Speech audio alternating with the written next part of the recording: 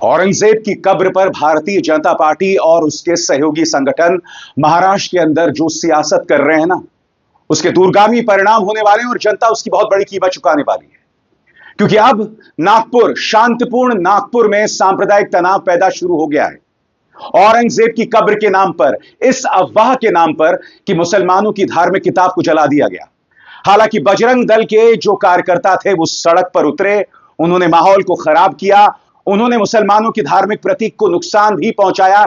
ऐसा वीडियो सामने उभर कर आया है। मगर आज आपको सवाल करना पड़ेगा दोस्तों कि शांतिपूर्ण नागपुर में सांप्रदायिक तनाव पैदा क्यों हो गया और इस सांप्रदायिक तनाव से किसको फायदा है, इस सांप्रदायिक तनाव से नुकसान किसको है। नुकसान की बात करें तो दोस्तों नुकसान सिर्फ आपको है, आप जो महाराष्ट्र में रह रहे हैं।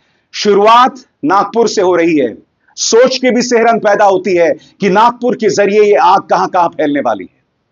क्योंकि हमें यह नहीं भूलना चाहिए कि भारतीय जनता पार्टी लोकसभा चुनावों से पहले महाराष्ट्र में माहौल खराब करने की कोशिश कर रही थी, जब उनका नेता टी राजा सिंह गली गली घूमकर सांप्रदायिक तौर पर भड़काऊ बयान दे रहा था और इस पर कोई काबू नहीं पाया गया। अब भी यह व्यक्ति औरंगजेब की कब्र के नाम पर लगातार भड़काऊ बयान दे रहा है, मगर मुख्यमंत्री देवेंद्र फडणवीस जो हैं उस पर कोई नियंत्रण नहीं कर रहे। मैं मुख्यमंत्री देवेंद्र फडणवीस के बारे में क्या कहूं, क्योंकि मुख्यमंत्री देवेंद्र फडणवीस खुद औरंगजेब की कब्र के मुद्दे को तूल दे रहे हैं। आज मैं मुख्यमंत्री देवेंद्र फडणवीस से कुछ सवाल पूछना चाहता हूं। इस वक्त महाराष्ट्र के ऊपर 9.32 लाख करोड़ का कर्ज है। क्या औरंगजेब की कब्र की बात करने से यह कर्ज उतर जाएगा? महाराष्ट्र के अंदर लॉ एंड ऑर्डर बद से बदतर हो रहा है। नागपुर उसकी एक मिसाल है। और हमें नहीं भूलना चाहिए कि किस तरह से सैफ अली खान के घर में एक व्यक्ति घुसकर उन पर हमला बोलता है, बाबा सिद्दीक की हत्या कर दी जाती है, सलमान खान के घर के बाहर अंडरवर्ल्ड गोलीबारी करती है, और यह सब महाराष्ट्र में चल रहा होता है, सब मुंबई में चल रहा होता है। क्या औरंगजेब की कब्र की बात करने से इस मुद्दे का समाधान हो जाएगा? महाराष्ट्र में अब भी रोज किसान आत्महत्या कर रहा है। मैं आपको बतलाना चाहता हूं दोस्तों, इस खबर पर देखिए। Demand for irrigation water denied, award winning Maharashtra farmer kills himself. यह किसान सिर्फ खेती के लिए पानी की मांग कर रहा था, उसकी इस मांग को खारिज कर दिया गया, इस व्यक्ति ने आत्महत्या कर ली। यह हाल है महाराष्ट्र के अंदर किसानों का। मैं फिर आपसे पूछना चाहता हूं, क्या औरंगजेब की कब्र के जिक्र करके इन मुद्दों का समाधान हो जाएगा? सबसे बड़ी बात, जिस लाड़की बहन योजना को लेकर भाजपा जो है अपने सहयोगी दलों के साथ महाराष्ट्र में सत्ता में आई, आप जानते हैं दोस्तों, उस लाड़की बहन योजना के दायरे को खत्म किया जा रहा है। आपके सामने एक तथ्य, लाड़की बहन योजना के पैसों को नहीं बढ़ाया गया, लेकिन इस राज्य में चर्चा सिर्फ औरंगजेब की कब्र पर हो रही है। उल्टा लाड़की बहन योजना के अंतर्गत जिन महिलाओं को पैसे दिए गए थे, उनसे पैसे वापस लिए जा रहे हैं।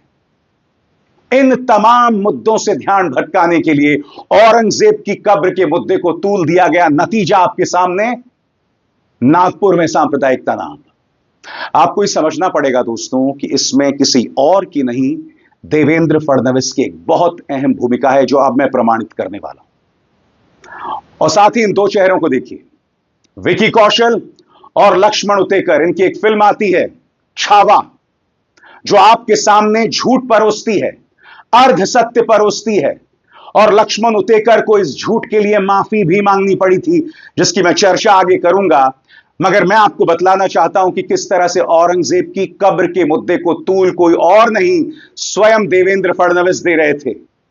उन्होंने एक नहीं 3 बयान दिए थे। और क्यों बयान दिए थे? ताकि राहुल गांधी ने चुनावों में जो धांधली हुई है, उस मुद्दे से लोगों का ध्यान भटकाया जा सके। राहुल गांधी ने कौन से 3 सवाल खड़े किए थे, उसकी हम चर्चा करेंगे। किस तरह से राहुल गांधी के उठाए गए मुद्दों से ध्यान भटकाने के लिए औरंगजेब के मुद्दे को जो है ज्वलंत किया गया। राहुल गांधी ने कौन से सवाल उठाए थे कुछ देर बाद, मगर सबसे पहले मैं आपको बतलाना चाहता हूं किस तरह से स्वयं मुख्यमंत्री देवेंद्र फडणवीस औरंगजेब की कब्र का मुद्दा उठाते रहे। सबसे पहले मैं आपको बतलाना चाहता हूं, इस तारीख पर गौर कीजिए, 10 मार्च 2025। इस तारीख को देवेंद्र फडणवीस कहते हैं, हम भी यही चाहते हैं कि औरंगजेब की कब्र को हटा दिया जाए, लेकिन इसे कानून के दायरे में रहकर करना होगा, क्योंकि यह एक संरक्षित स्थल है। कांग्रेस सरकार के समय इसे एएसआई की सुरक्षा में रखा गया था। उसके बाद इस तारीख पर गौर कीजिए, 17 मार्च 2025। यहां पर क्या कहते हैं देवेंद्र फडणवीस? यह दुर्भाग्यपूर्ण है कि सरकार को औरंगजेब की कब्र की सुरक्षा करनी पड़ रही है, जबकि उसका इतिहास अत्याचारों से भरा हुआ है। लेकिन मैं आपको आश्वस्त करता हूं कि अगर कोई औरंगजेब की महिमा मंडित करने की कोशिश करेगा तो हम उसे सफल नहीं होने देंगे। इसके बाद तीसरा लम्हा आता है विधानसभा के अंदर। विधानसभा के अंदर क्या कहते हैं देवेंद्र फडणवीस? इस पर गौर किया जाए। वो कहते हैं, हम औरंगजेब की कब्र की सुरक्षा करेंगे, लेकिन उसकी या इस स्थल की महिमा नहीं बढ़ने देंगे। छत्रपति शिवाजी महाराज के मंदिर का गौरव बढ़ेगा, औरंगजेब की कब्र का नहीं। लगातार ये शख्स जो खुद को महाराष्ट्र का मुख्यमंत्री कहता है, इन मुद्दों को बढ़ावा दे रहा था। और जैसे मैंने कहा ना दोस्तों, महाराष्ट्र के अंदर हालात को बद से बदतर लोकसभा चुनावों से पहले कोशिश की जा रही है, क्योंकि लोकसभा चुनावों के दौरान टी राजा सिंह को मैदान में छोड़ दिया गया था। यह व्यक्ति जो मंच पर खड़ा होकर जहरीले बयान दे रहा था, इस पर कोई कंट्रोल नहीं हुआ था। आपको याद होगा दोस्तों कि लोकसभा चुनावों से पहले कई जगहों पर सांप्रदायिक तनाव पैदा हो गया था, मगर लोकसभा चुनावों के अंतर्गत इन्हें सफलता नहीं मिली।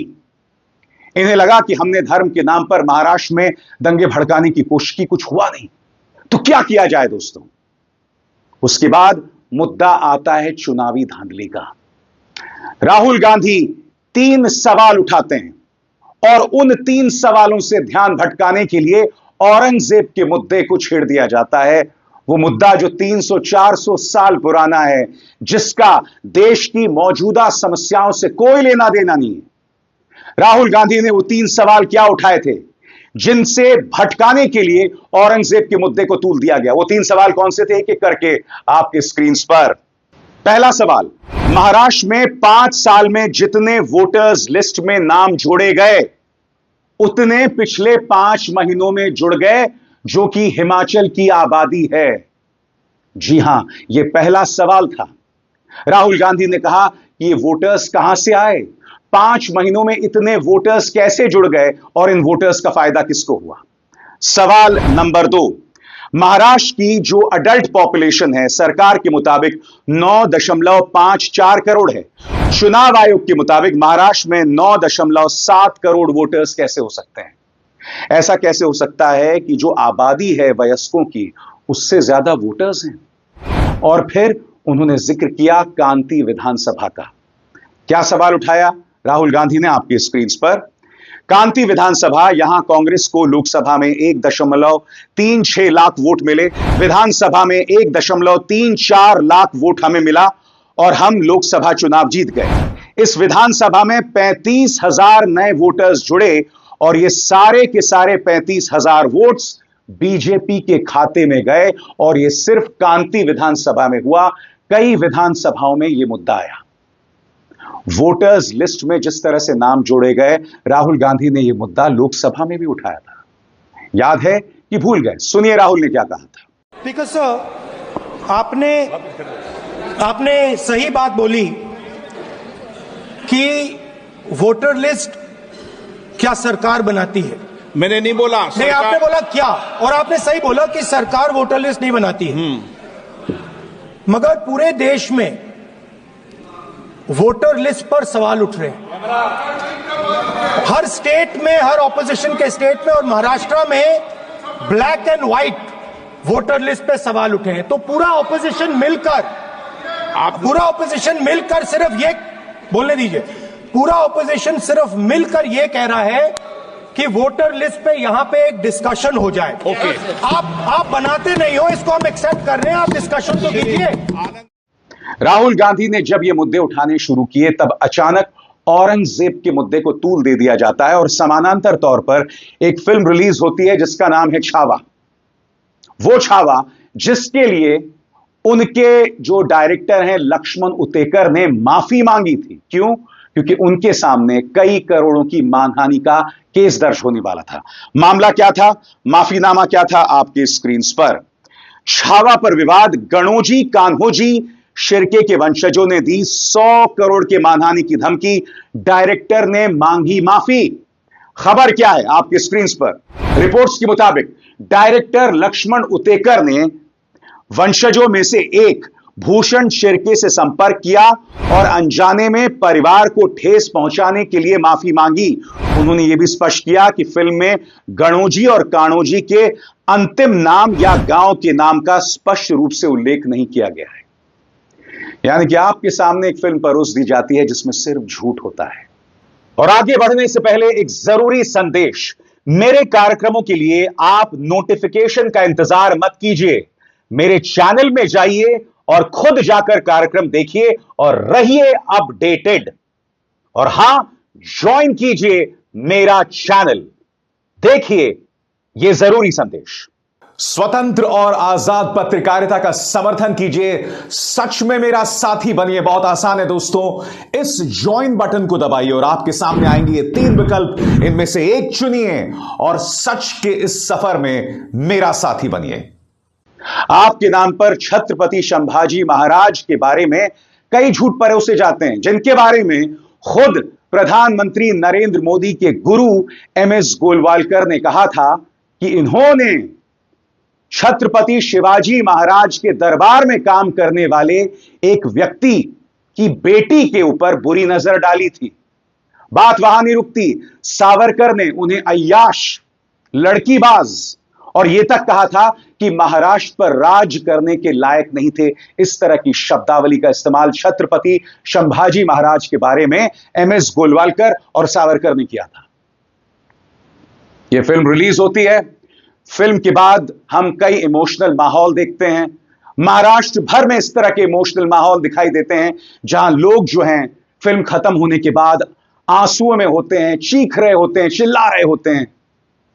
एक ऐसी फिल्म के बारे में जिसके बारे में आपको आधा सच परोसा गया, जिसके डायरेक्टर लक्ष्मण उतेकर ने माफी मांगी और सबसे बड़ी बात, प्रधानमंत्री नरेंद्र मोदी ने इस फिल्म को प्रमोट किया था। सुनिए।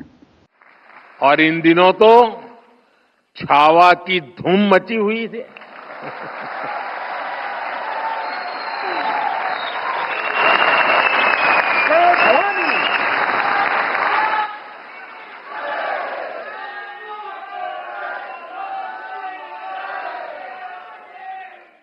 और जाहिर सी बात है, इस फिल्म के अंदर क्रूर शासक औरंगजेब को खलनायक के तौर पर पेश किया गया था। अब आप समझ रहे हैं क्या हो रहा है? अब आप इस पूरे मुद्दे के तार जुड़ते हुए देख रहे हैं। मैं फिर आपसे सवाल पूछना चाहता हूं, महाराष्ट्र में कभी दंगे नहीं हुए? कभी दंगे नहीं हुए। आखिर ऐसा क्यों हो रहा है? क्यों महाराष्ट्र को सांप्रदायिक आग में झोंका जा रहा है?